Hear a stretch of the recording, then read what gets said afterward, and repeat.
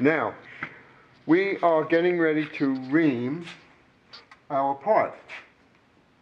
Okay, so we're going to bring our carriage over, cross feed over, and we're going to use our tailstock with the reamer.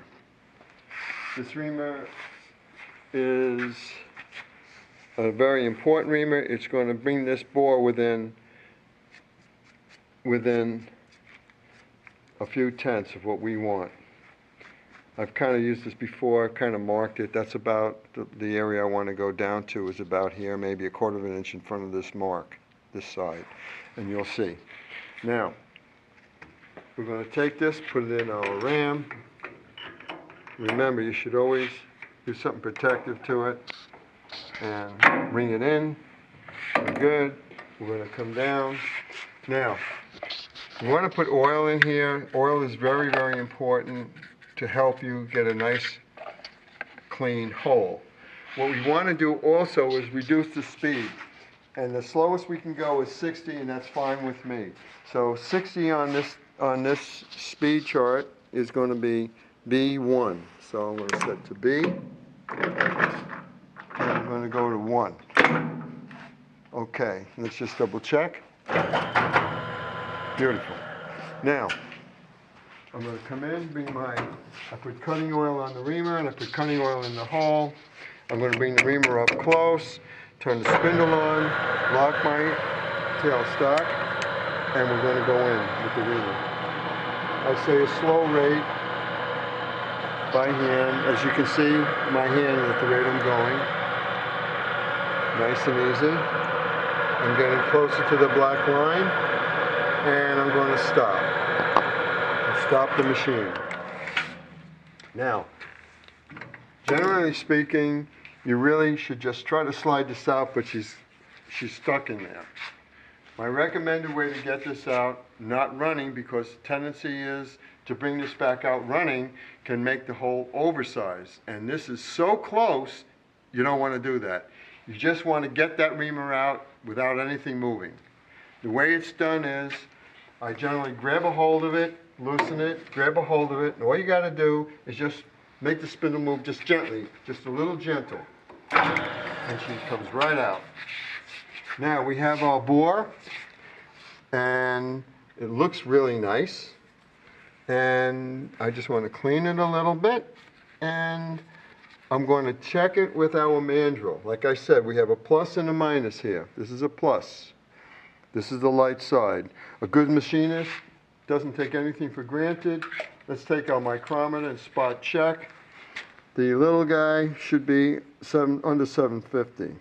So we take our micrometer, and should have opened this up before. And then we can spot check our dimension here. And we're looking at 748.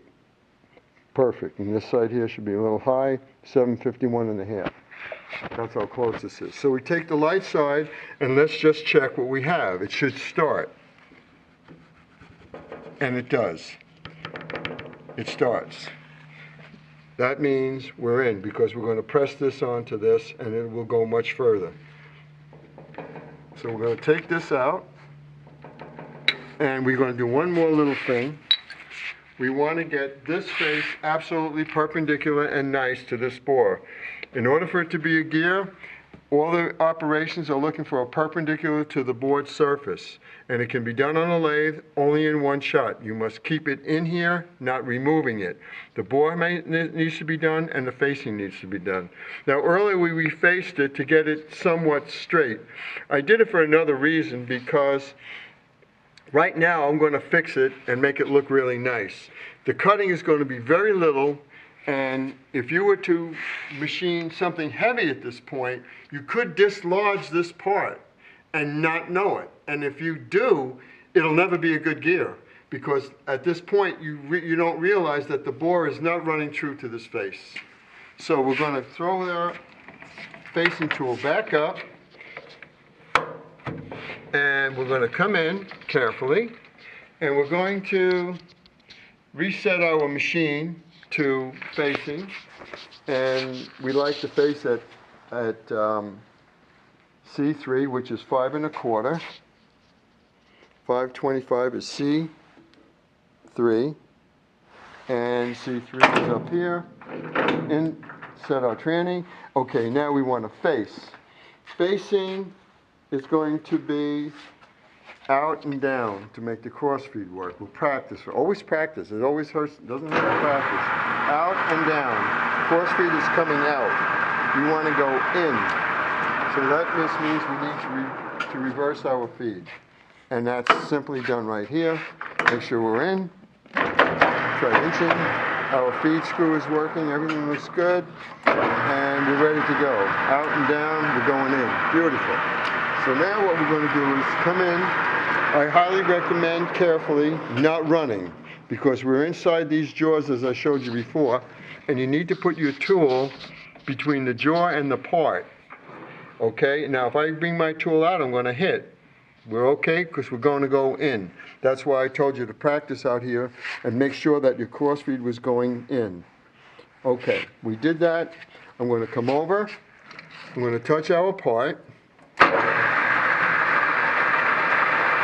Like that. Bring it out. Take our compound. I'm going to go in like 5 thousandths, maybe 8. That's all you need. I'm going to add a little cutting oil.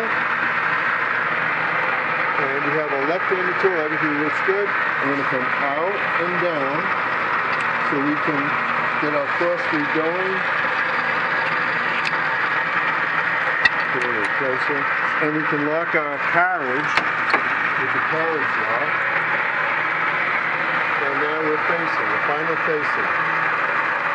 Oh, one other thing.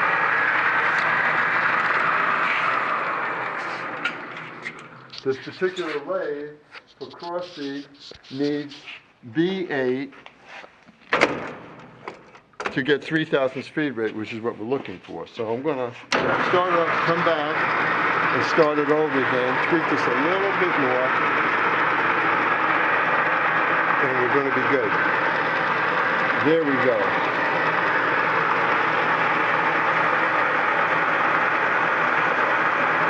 You can always add a little cutting oil if you choose.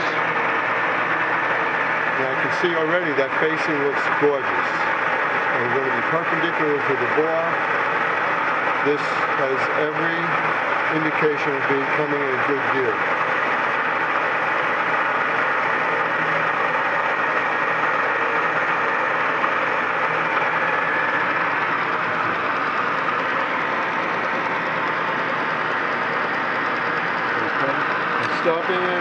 Stopping it, loosen the carriage lock, bringing my tool out, get rid of some of these chips, and I want to look at my surface, and this thing looks gorgeous. We're in. All we need to do now is put a little chamfer on this bore, and this part is done.